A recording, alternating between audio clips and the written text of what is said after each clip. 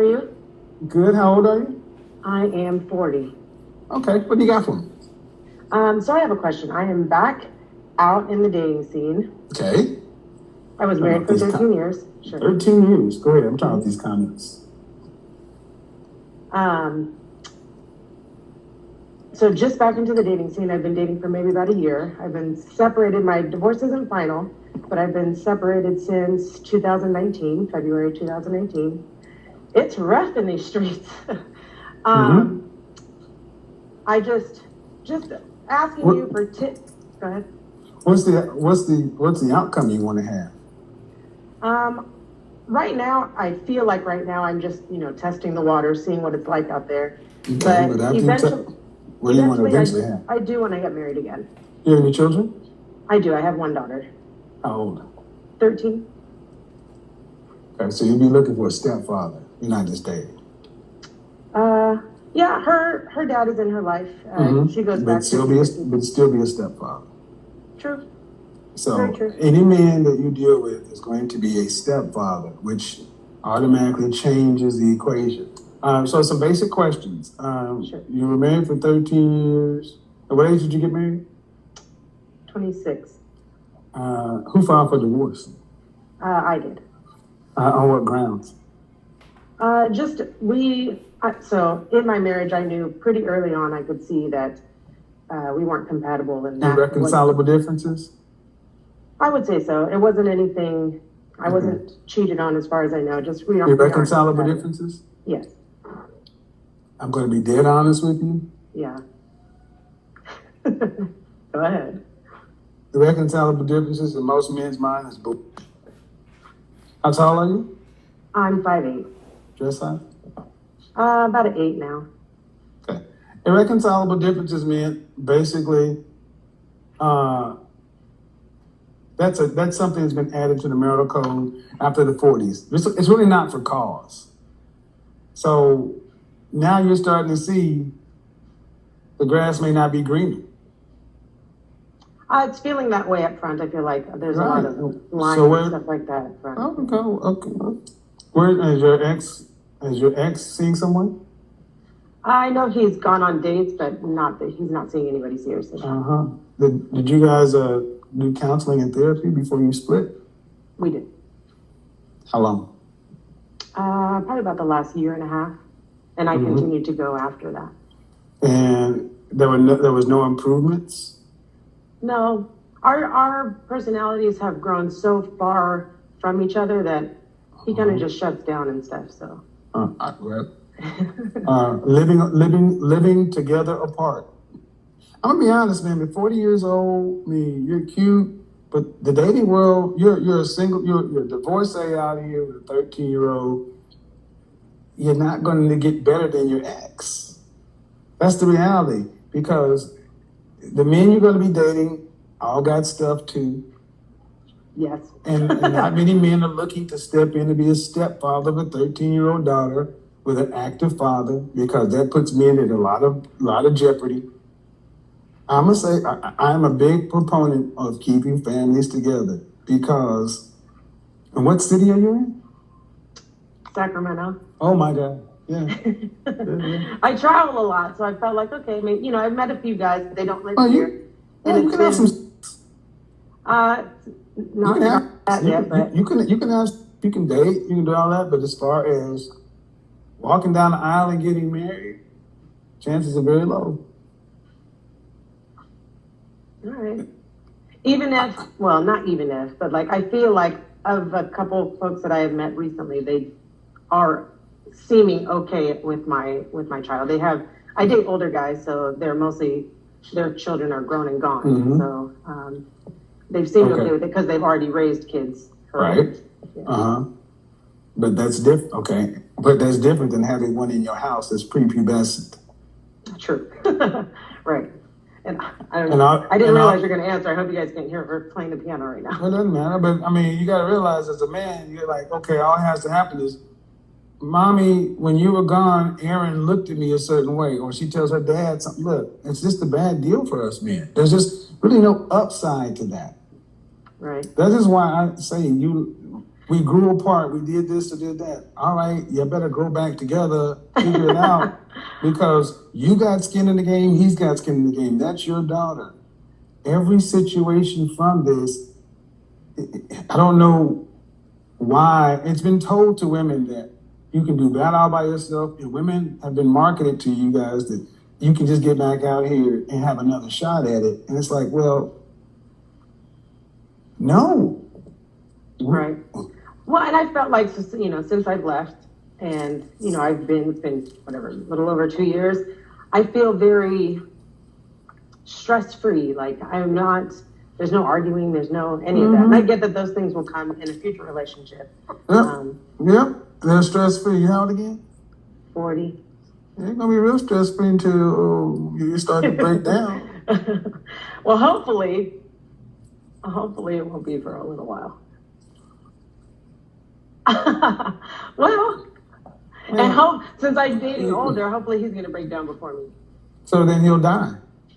Well, so my parents were 17 years apart, but my father. But those are your parents. Right. Man, Well, nobody's perfect. to. Nobody's perfect. Right. See, what you're basically saying is, I'm not happy. I don't care. You don't marry for happiness.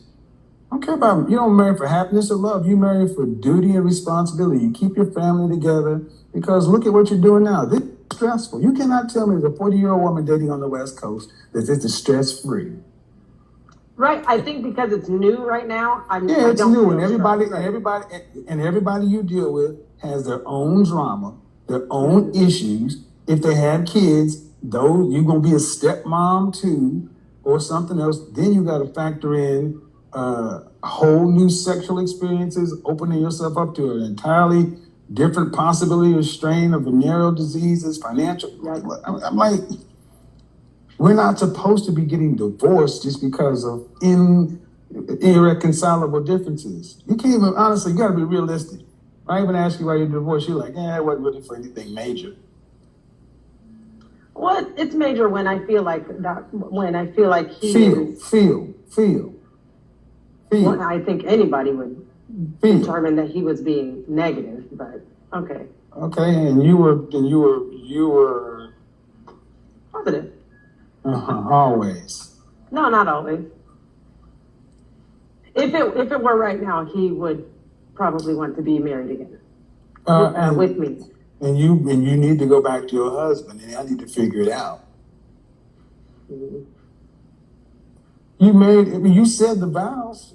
I know. For better, for worse, richer, for poorer, sickness, health, to death, do us part. It wasn't until we no longer liked each other. That wasn't in the vows. Until it was irreconcilable. That's what you said before your God, before you consummated and made a baby. Very true. Yeah. So carry your on back to your husband. Here's what you do: you get a 4-bedroom house. Your room, his room, y'all's room, your daughter's room. So you said y'all's room was one of them? When we were. Yeah, living together, living apart together. You have your room, he has his room, y'all have your room. I'm gonna tell you right now, if I remarry, my room, her room, our room. I need my alone time. We had his room, our room, the last year or so, but not the our room. Okay, yeah, y'all can get together on Tuesday and Thursday, and the rest of the week, y'all living y'all's own room. I mean, what's the difference? You're doing this shit anyway. With the new person. With no history. Your daughter wants her daddy back. Well, he's there half the week. I hear you.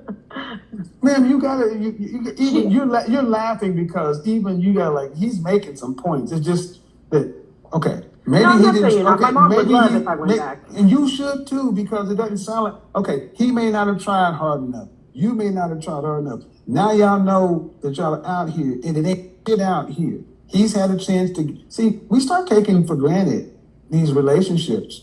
And you think the grass is going to be green on the other side. He's realizing it ain't here either. There's only so much new you can get. Yeah. We'd rather have a good night's sleep and a nice bowel movement. I mean, honestly. Okay.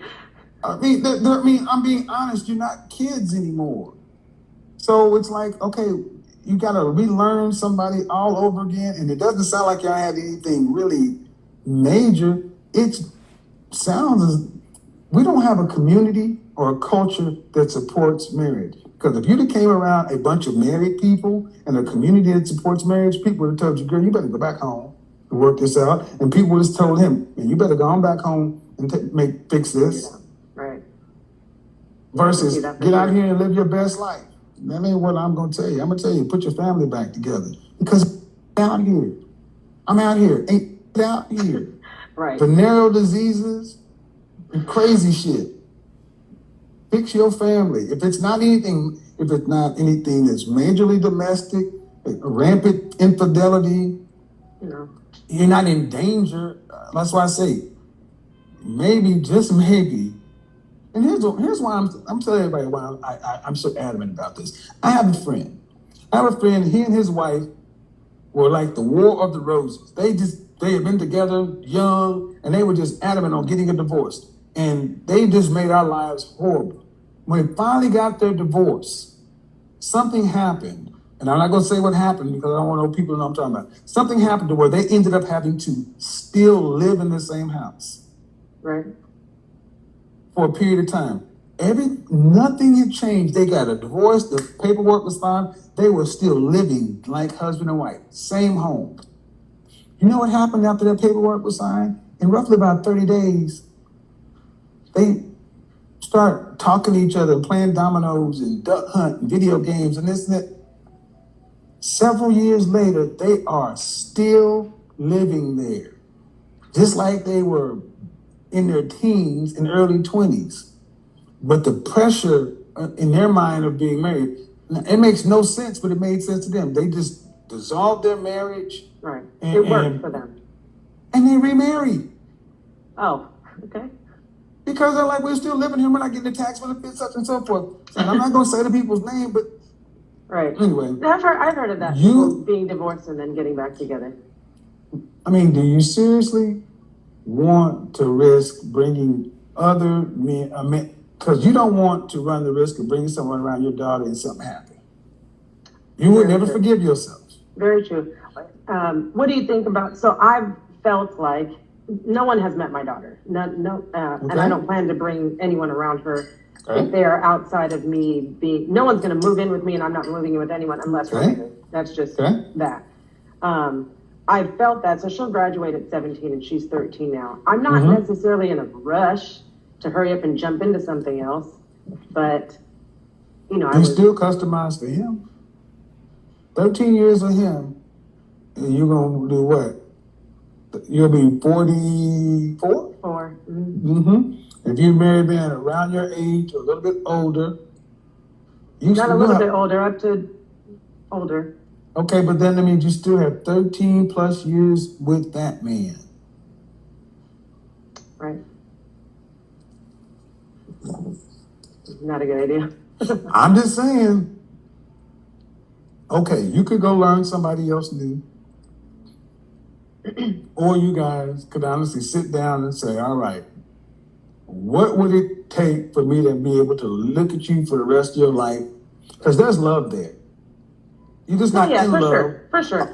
All right, then you can build on that. There's love there. There's just not like.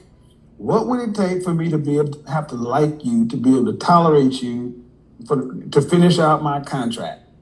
All right. That's why I've become more of a fan of this living apart together thing, because I think it's the time that so many people spend together, especially younger couples. Mm-hmm. Because at 40, man, you're who you are. You're not gonna change.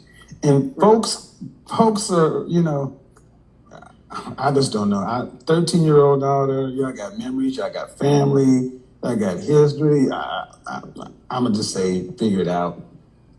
Figure it out, because it sounds like he's single. See, when you said that he's single, to me, he probably realizes, damn, I didn't try hard enough. I let this go without a fight. And you said he wants to get back together. I won't say that he wants to. I think if I said, hey, let's try to work it out, he would be open to that. He would never reach out to me because that's not his personality. That's part of... Okay, he wouldn't reach out because that's pride, ego, that's stupid. But okay. But if you were open to getting back, having the conversation, he'd have it. Yeah, All right. When's your daughter's birthday? What month? August. She just turned 13. Okay. Well, say your daughter for her birthday wanted us to have this conversation. Oh gosh. Oh, she would love it. I know. Then have the conversation, man. I will think about that. It's just been, like, it got to the point where, like, with our. I know it's not easy. I get it. But there's more there than not. You don't have hard feelings. You don't have hard feelings for this man. You're disappointed. Yes. I get it. And I'm sure he knows he's disappointed you. So you have that conversation. What's the worst that could happen? You could end up having better communication and co-parenting and then move forward into the rest of your life knowing you did everything you could and give him a chance. But I felt like I did feel like I did that the last about year and a half. No, I get it. I know. This is the part that sucks. See, this is the part that sucks about relationships. I did this. He didn't do enough of that. Relationships are supposed to be 100-0. You give 100%, expect nothing. That's what it's supposed to be, because expectation is the root of frustration. Because when you expect something you don't get, then you get frustrated, disappointed. I get it. I know. But what I'm asking you to consider is you have a family that would like you to get back together, a child that would like you to get back together. You can look at my show and see that they out here. it ain't like there's something better around the corner. Right. And I think maybe there's a possibility that if you guys sat down and had an actual honest conversation, even a mediated conversation, that you may be able to find a new appreciation for one another and have better than you've had the previous years. Because the alternative is to get back out here and do this stupid. And that ain't benefit you or him. That's true. Or our daughter. There you go. Just think about it. The worst that could happen is you can have better communication. All right. I'm hoping that my TikTok followers are watching they've been telling me to try to get on your show. I'm like, I tried, but I never get selected. Well, I don't know who your husband is, but this man ends up getting picked up, so he may see it anyway. He may make the phone call. If you're a husband, hey man, make the phone call. Step up, man. Oh gosh.